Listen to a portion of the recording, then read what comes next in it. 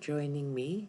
I'm hoping to have a nice relaxing afternoon, continuing my journey with learning to use watercolors. And today I'm going to be painting some leaves. So I'm going through the first two little branches of leaves that I did with you. I've got my water there, and then I've got a mix of Daniel Smith and Winsor & Newton Cotman paints that I'm mixing together. Over there I'm using Daniel Smith Cascade Green, which I'm mixing with the Daniel Smith Lunar Black to make a nice dark green. And then I've also used within that Daniel Smith Green Appetite and Winsor & Newton Sap Green, and I kind of keep mixing the paints.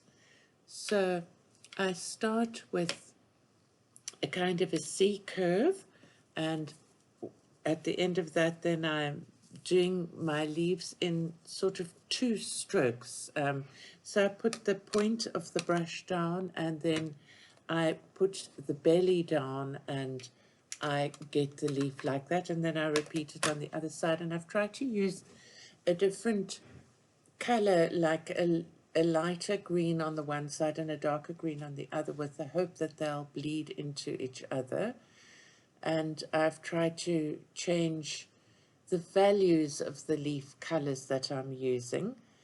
I really enjoyed this exercise, and I think I now have 6 or 7 pages of leaves that I've been practicing over the time, and it was so relaxing. So I'd really like to encourage you to try doing leaves of different sorts. Later on I did different colors, but here I'm just sharing this particular branch, which is kind of a peony shaped leaf. I'm using a Milan brush, size 6, a round brush, and I love that brush. I got it in a scrawler box. It's such a nice one. Some of the leaves are more successful than others, and as I look, I decided to try and fill the whole page in a, not a pattern, but in a like repeat of the leaves.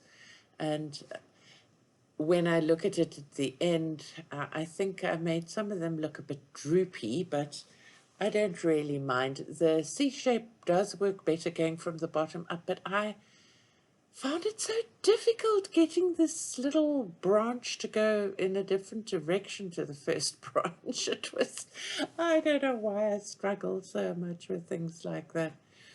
But it was really fun. I also discovered later on, as I continued painting, that the wetter the mixture was, the better it was.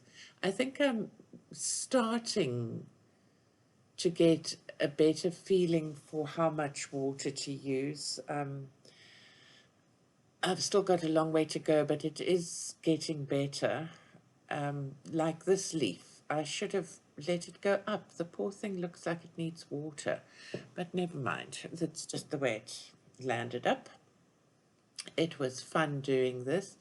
I really enjoyed it. The first day that I practiced it, I was using Mangyo paints, and I will be honest, what a difference when you use the Daniel Smith and the Winsor & Newton. The Winsor & Newton, not as good as the Daniel Smith, but then they are the Cotmans. I have on my wish list to get some Winsor & Newton professional paints. I'm just trying to save up some money to try and get some.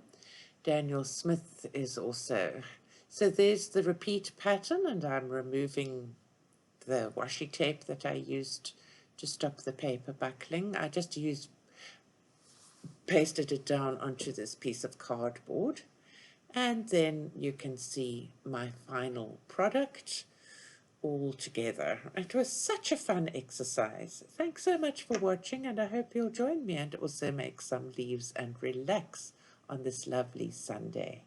Bye-bye.